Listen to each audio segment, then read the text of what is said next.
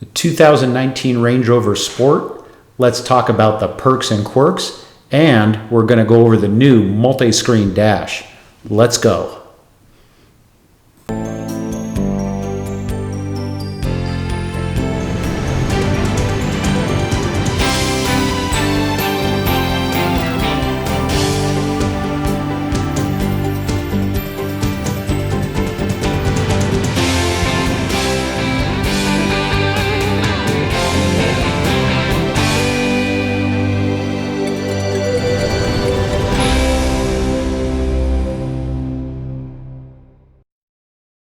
In my opinion, they enhanced the looks of the 2019 Range Rover, making it more sleek and a little less boxy.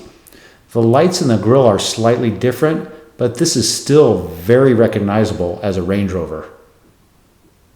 I'm going to start with the outside of the car and talk about its features. If there are things missing in this video, it might just be that they're available in a higher end model.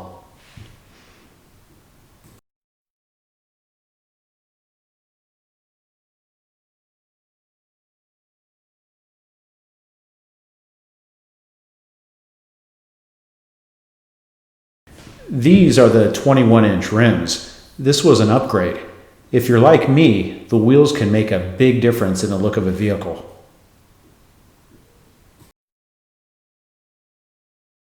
Okay, let's get into the features. First thing I like about the car is the keyless entry. To lock the car, you place your finger on the door handle indentation. You hear a click on the mirrors and they fold in. To unlock the door, you put your fingers on the inside of the handle.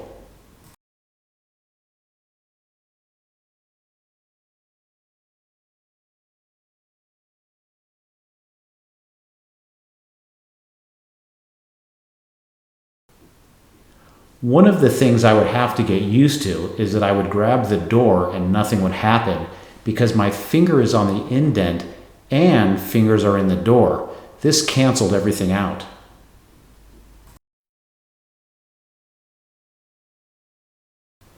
Now that I got used to just putting my thumb on it, it works well. If you want to unlock all the doors, you put your hand on the back doors. Pretty nice setup.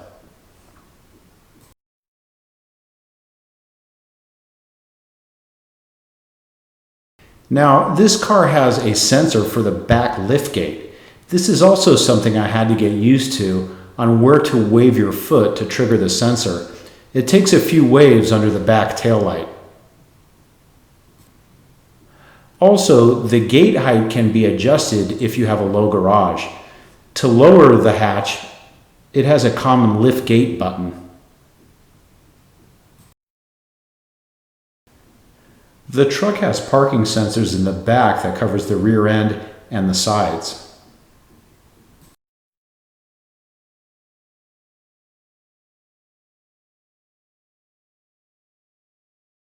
Also, there are similar parking sensors in the front.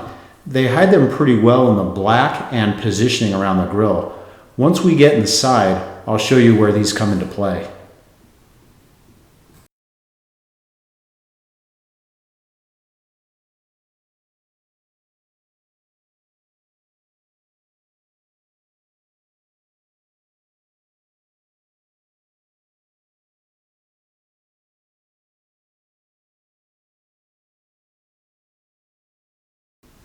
Okay, let's open up the back and take a look.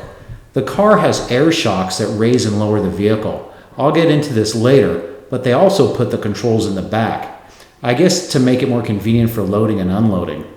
Also, there's an extra power outlet.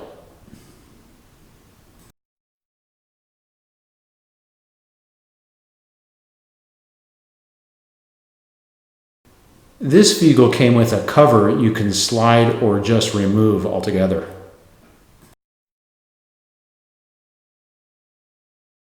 There are rings in all four corners if you want to tie something down. These are of thick metal and are very sturdy.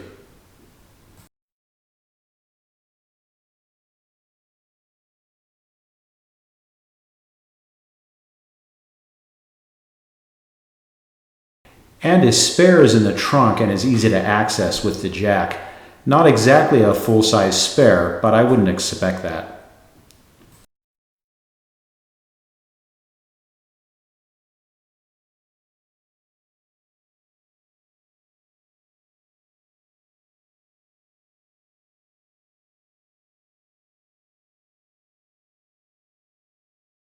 This wheel cleaning kit also came with the car.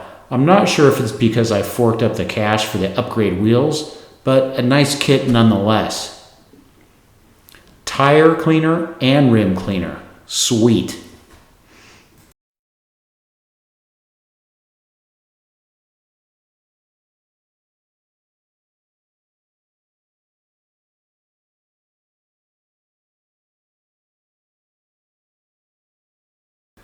Another thing Range Rover does right is the beefy exhaust. The dual exhaust and how it's designed into the body, very nice. A really nice perk, at night when you unlock the doors, the side mirrors project this image on the ground. Okay, that's pretty cool.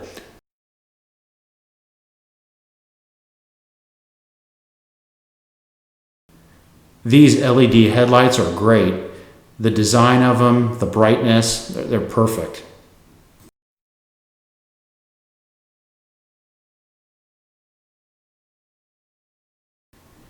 In terms of the performance, so all the Range Rover Sports are four-wheel drive all the time, and the Sport I have comes with a supercharged engine. The sound of the engine seems to be a little bit winding, and even in low RPM, it's sort of strange. When you step on it, the engine sounds much better. An oddity with this car is that it has no dipstick. You have to check the oil reading inside through the digital instrument panel, and you can only read it when the car is cold.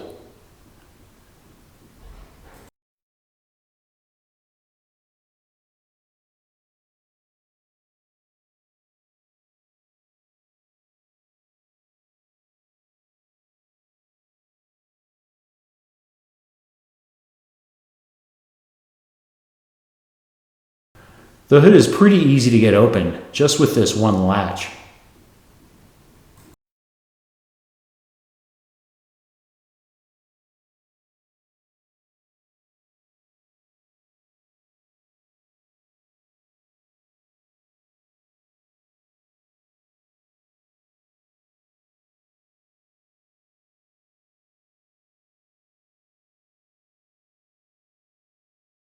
Okay, now I mean it. Let's go inside.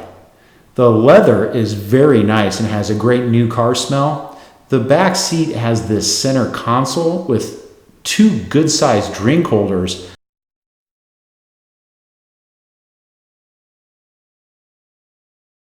But check this out. What the heck is this for one slice of bread? Maybe the idea was a change holder, but pretty useless for anything else. Also, the center goes down further if you wanted to place something like long skis in. That does make up for this single slice of bread holder.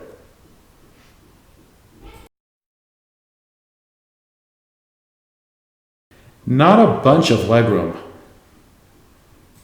The rear seat can come down for more room. Obviously, I have to move the front seat up. I always thought that these cars had a ton of room inside because they look big on the outside, but not really.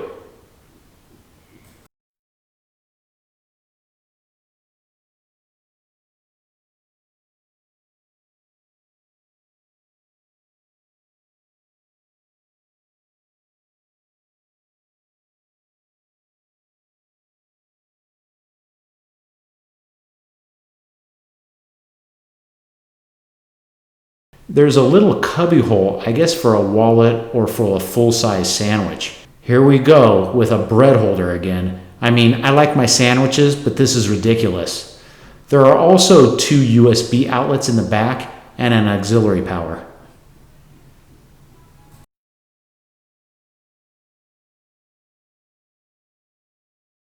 I'm not sure what this is for, maybe for your Grey Poupon.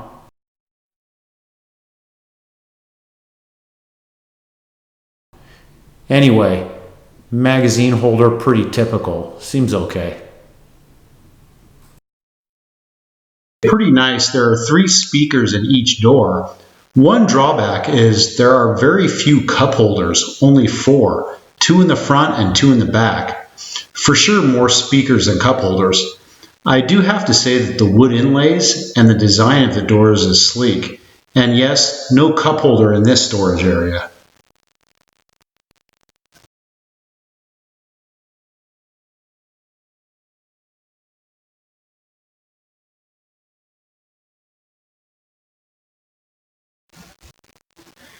There is one quirk that I'm having a hard time getting used to, is the window controls up here. You have to lift your arm or bend your wrist a strange way. The driver's cockpit. After all, the person driving, it's probably their car and they deserve the best experience. 3 memory settings for the seats, and again, more speakers. And the window controls up here with the mirror controls. Now, check this out. If I rest my arm here and I want to lower or raise the windows, I have to make this angled wrist movement. Maybe it's okay if my arm is up here, but it's just not common. Most or all cars have these on the lower armrests. It just doesn't seem natural. The car start button is also higher up than usual, but no big deal because you press it once to start and once to shut down. I think it's nice it's out of the way. Back to the doors. Check this out. You can raise the vehicle over here and lock the child locks. While you're driving, you can't see these icons. The garage door buttons are pretty stealth underneath the rearview mirror, which is nice not to have them on the visor.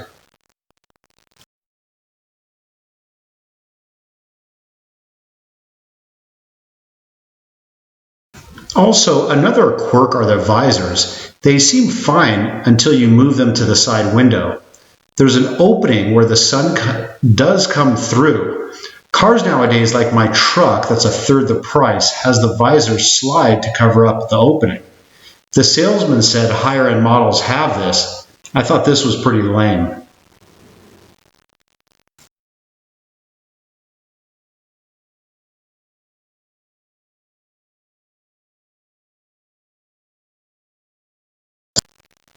This car has 3 screens, and I'm going to walk you through them. We'll start out with the lower one, and we'll also go over these controls and the storage compartment in the center. There's some pros and cons here also. First, the lower screen is simple to use. You can select your climate control, turn on the air, and it shows you human airflow. I select where I want the air to go.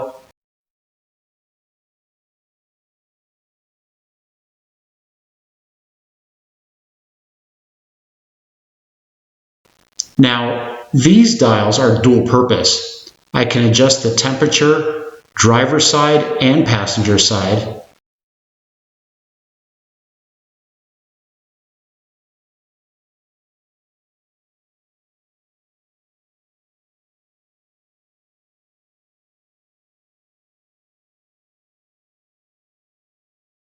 I'll select the sync button so both sides are at the same temperature, and then my right now turns into an airflow power. I actually think this is very cool. There are dual functions like this on the steering wheel controls. I turn off sync and it turns back to temperature.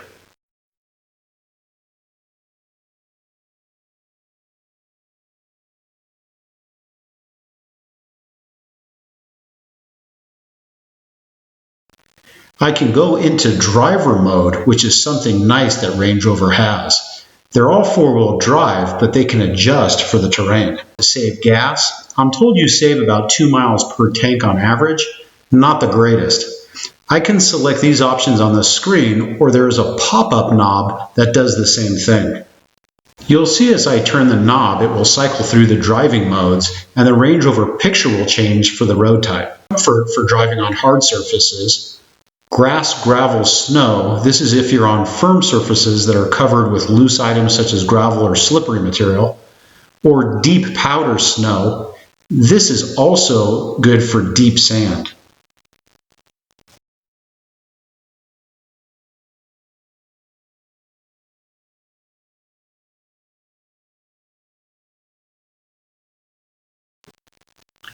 There is also this automatic engine start-stop to save gas when you're at lights. You can disable or enable with this selection.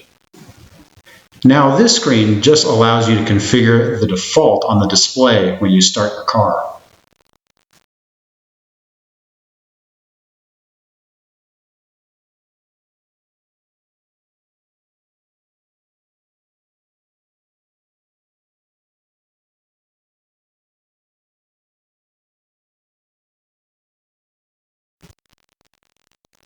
For example, if I select climate, every time I start my car, the climate screen will come up as default. Also, the middle selection I can toggle to the radio functions.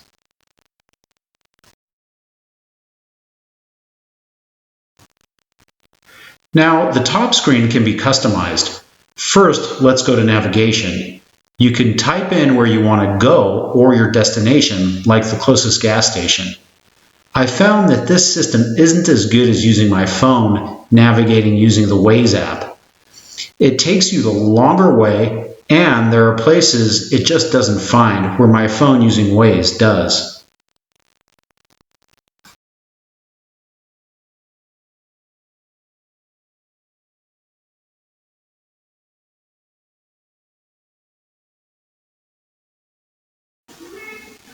Selecting media, which are the radio stations or whatever sources you have plugged in through the different USBs or memory card.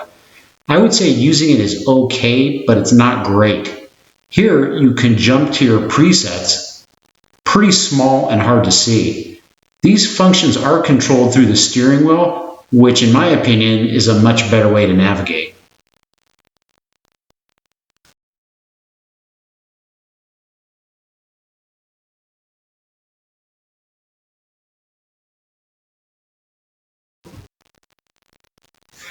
Then you can jump to use your phone. Pretty typical. If you double press the home, you can see the windows that are available for quick access. The center will list more app options. Camera is for the reverse camera. The web browser is pretty useless. You can't play video or Adobe Flash and other pieces of content. It's very limited, and you're better off using your phone. Live is pretty nice because it provides live updates like news, notifications, and if you're tracking someone's flight. But that's it. What about movies and weather? What the hell, Land Rover?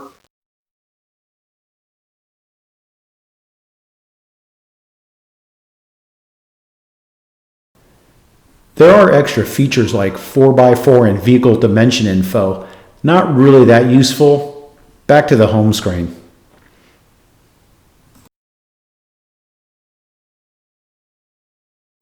Some nice feature is you can select black or white mode for the displays. Also the screen angle, if there is a glare because of lighting or you have a preference of the tilt. Personally, I prefer black mode.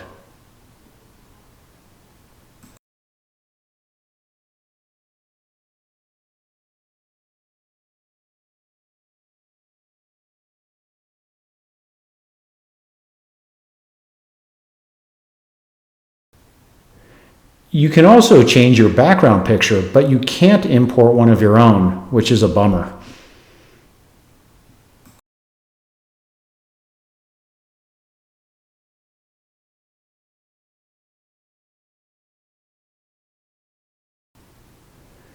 You can get into other specific settings.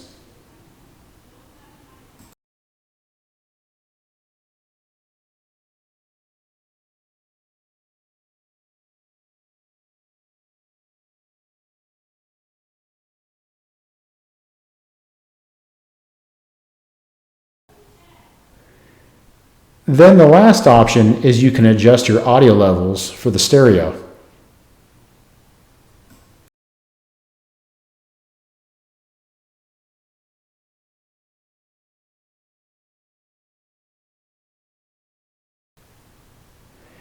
It is annoying when I go back and it takes me to the home screen. I guess it's because this is a window on top.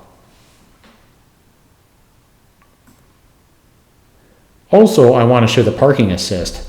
It pops up if I'm going forward and the sensor's getting close. If I switch to reverse, you get a split screen. It would be nicer if it was integrated into one image. I find myself looking at the live video, then going back to the image sensor. It might be minor, but they could have implemented this better. Your eyes do have to go back and forth. It's good there's a sound to freak you out if you're getting close to something. One thing I really like about the navigation is you can select a location. I'll just find a gas station. I'll choose this mobile station.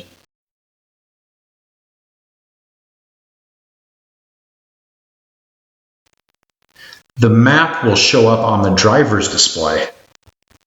At this point, I could do anything I want on the first display, and the map will stay on the driver's display.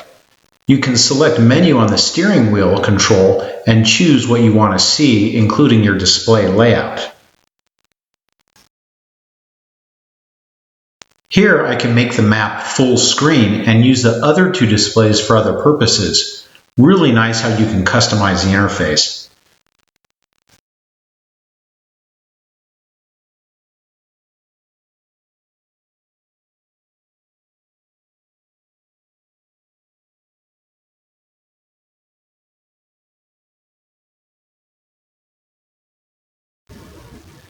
Now I have the speed and tachometer with the nav in between.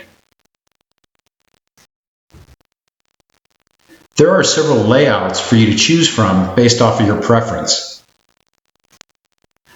Also, the steering wheel controls are due purpose. Things will change. For example, if I get a phone call or if I press menu, you see it change to the OK message to enter what you want. The left side controls are basic for raising stereo volume, changing stations and answering calls, and navigating through the menus for customizing the display.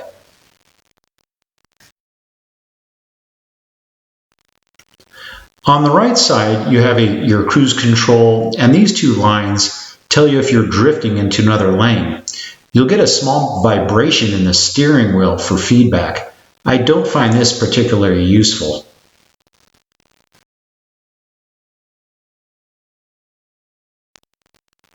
The strange thing about the Range Rover is you can only check your oil level through the digital display.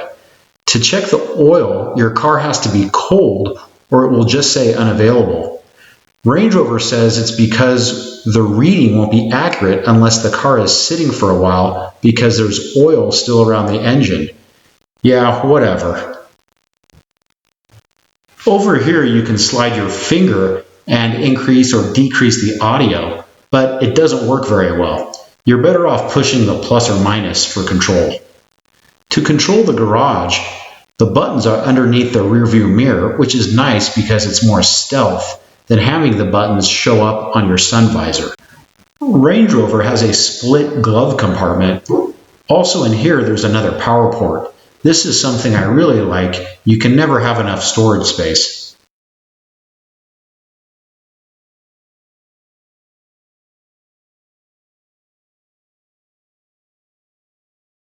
On the center, there are two cup holders that I found to be the perfect size, and they have these two slots to hold your phone.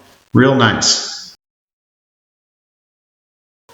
There is this hidden compartment, which is great. It's pretty big. However, deep down inside, there's a USB connection that is angled very strange with a spring lid. It's extremely hard to plug in a USB cable because of the weird angle and the lid that closes on you. The USB connection, I feel this is a really bad design, but I like the compartment. The armrest also has two USBs and a SIM card slot if you want to add Wi-Fi to the car. And there's another power port. A lot of USB connections, which is great, and some decent storage down below.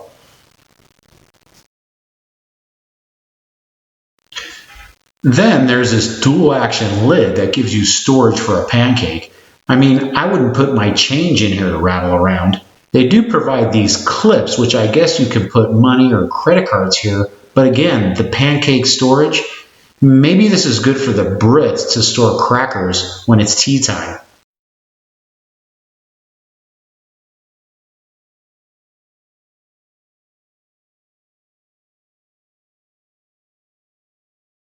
This area you can turn off or on traction control, control your speed going downhill.